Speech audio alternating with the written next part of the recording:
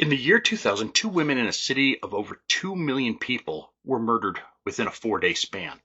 Normally, this would seem pretty routine for a big city, but this has one difference. They were both named Mary Morris. Coincidence?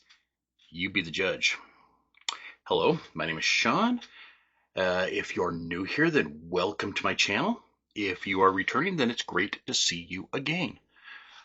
Twice a week, I research true crime that I find interesting and tell it to you. I want to make sure that the victims are being remembered. There's a lot of victims out there to remember, so, this is endless. If you're not subscribed, please do so. It's free. But if you want a membership, that's an option too. It gives you more benefits like future topics for the true crimes that I do, or getting to see videos early. So, that all being said, let's get on with today's true crime. October 12th, 2000 was like any other day in Houston, Texas. Mary Lou Morris, 48 years old, left work, as she always did, saying goodbye to her husband, Jay Morris. But by 5 p.m., he ended up reporting her missing. He had been trying to get a hold of her all day, and she never answered her phone. Around 10:20 in the morning, somebody reported seeing smoke, and the Baytown Fire Department took the call, but thought that it was just like a controlled burn, so they never really went to explore it. It was in a desolate area, so they thought nothing of it. Jay ended up calling her office, and they said that she never came in. He was really worried because this wasn't like her. She was a friendly, outgoing woman, and everyone liked her. Later in the evening, though, she was found. At least they thought it was her. They really couldn't make a determination until they identified her teeth. One article that I read, they said a tooth. Another one just said fragments of teeth. I'm not positive which one, so I'll tell you both. She was in the car, and everything was set ablaze. Everything inside her Chevy Lumina was charred. Investigating the fire, they figured that the body and the interior of the vehicle was soaked in gasoline and lit on fire. They determined that her wedding ring and her purse were missing. I don't know. I would assume that the purse would have just charred up and burnt away, but they swear that it was missing. And the reason that they knew the wedding ring was missing is because they found other jewelry and valuables that was sitting in the ash that didn't melt from the fire. So she was so badly charred that they couldn't actually determine a cause of death. So they don't know if she was deceased before the fire started or after the fire started or what. None of her friends, family, or coworkers could figure out why anyone would want to hurt her. She was very liked. On the next day, October 13th, an anonymous man called the Houston Chronicle. He said they got the wrong Mary Morris, and then hung up. They had no idea what this meant, but they soon would find out. 3 days later, on October 16th, 2000, Mary McGinnis Morris, who was 39, was found deceased in her car. She had been shot in the head, and her car was a Dodge Intrepid. The car door was left open, and there was a gun in the front seat next to her. At first, the police thought she might have unalived herself, but it appeared that she was also beaten in the attack prior to her death. And then there was a 911 tape. So Mary Morris was a nurse practitioner. She was married to Mike Morris and had a daughter. Their marriage had some difficulties. Weeks before her death, Mary mentioned to Mike that she was kind of concerned with her safety and wanted a gun. She said that she felt like she was being threatened by a coworker and just wanted to keep the gun under her car seat just in case. He got one for her, and he showed her how to use it and load it. Mike did register the gun, and this is the gun that was used to shoot Mary. It was the one that was laying next to her. Besides Mary, only Mike knew about the gun. So there was some questions about that on, if somebody was just trying to carjack her or rob her or something like that, how would they have known that there was a gun down there? So people started believing that Mike was involved with her death because of this. I guess my thinking is that maybe she was getting carjacked or what not, and she reached down to grab the gun to pull it out, and there was a struggle, and the gun was taken from her. At least that's my thought. I mean, it could be the other way around. She said that the man that worried her at work was Dwayne Young.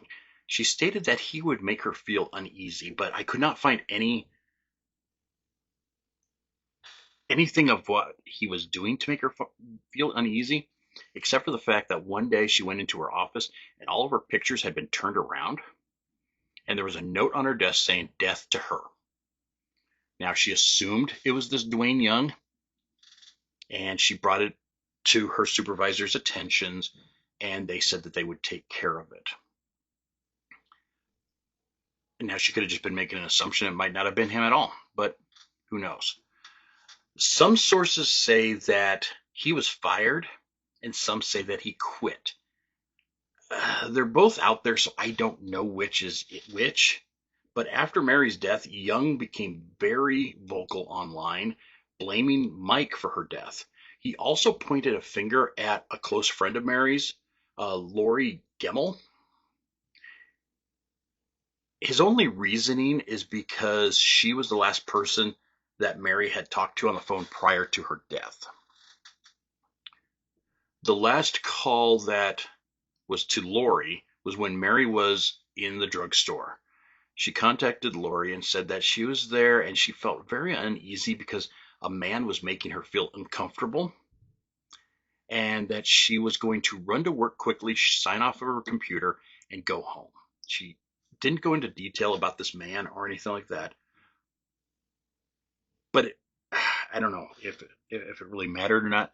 If this man was making her feel uneasy, she would have known if it was Young. So there's that. So if it's somebody that was just making her feel uneasy, that could be the killer. Because after she got off the phone with Lori, 12 minutes later, she called 911. This call has never been released to the public, and the police state that they will never release this call. What they will say is that on the phone she was being attacked, and they believe that 911 recorded the last moments of her life. An officer has gone on to state that anyone that had listened to this was chilled to the bone by the events that happened on that 911 call.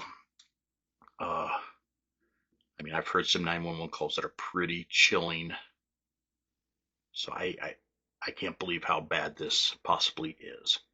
So was the person that attacking her the same person that was in the pharmacy? I don't know.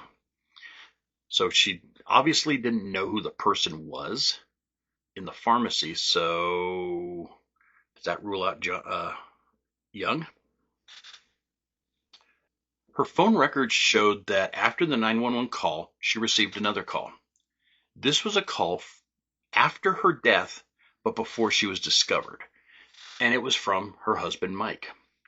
The call lasted 4 minutes. Mike, on the other hand, told investigators that he let the phone ring for 4 minutes before he just decided to hang up.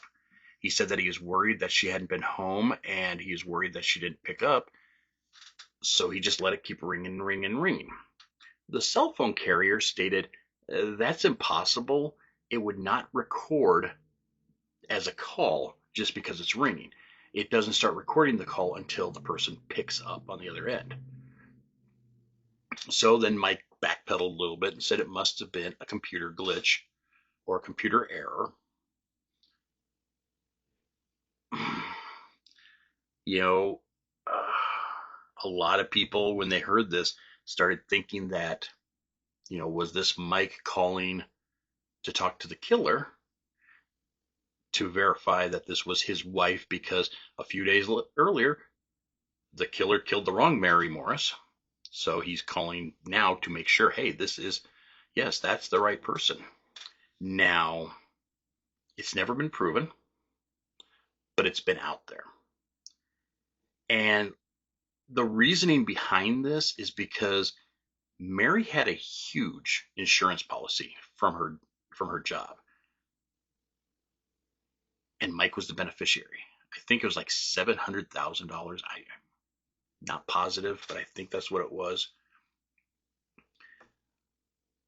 One source I found said that Mike refused to take a polygraph test, and he refused to let the police talk to his daughter, who was under 18. Mike states that he and his daughter were at a movie at the time of Mary's murder. But if he was at the movie, then why did he make that 4-minute call or ringing while he was at the movie? Uh, it's kind of interesting because there's so many stories and you don't know what to think. Another interesting thing is that right after she was murdered, Mike hired an attorney. So the attorney would have to field any questions that the police had, and they never did anything about it.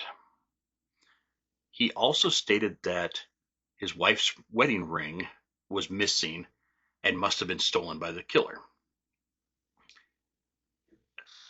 Doing the research, apparently, sometimes it's customary for hired killers to steal or to take the wedding ring so then they can prove, hey, I killed your wife, here's the wedding ring.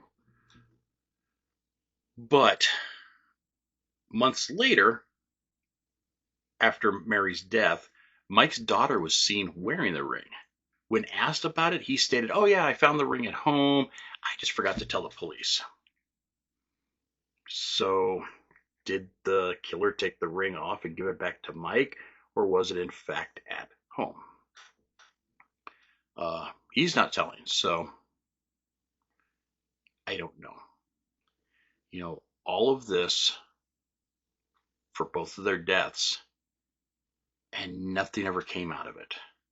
There's been no arrests or anything. Now, going back to Mary Lou, her husband Jay was informed that Mary Lou had a phone card and that $2,000 had been charged to it. He didn't know about this phone card, so he's like, well, trace it. The police traced the card, and they located it in Galveston, Texas, being used by a 16-year-old girl.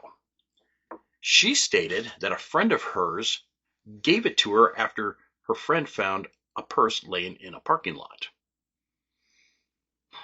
The purse was returned to Jay, and he looked at it and stated this wasn't one of Mary's purses. So, how did Mary's phone card get into some stranger's purse?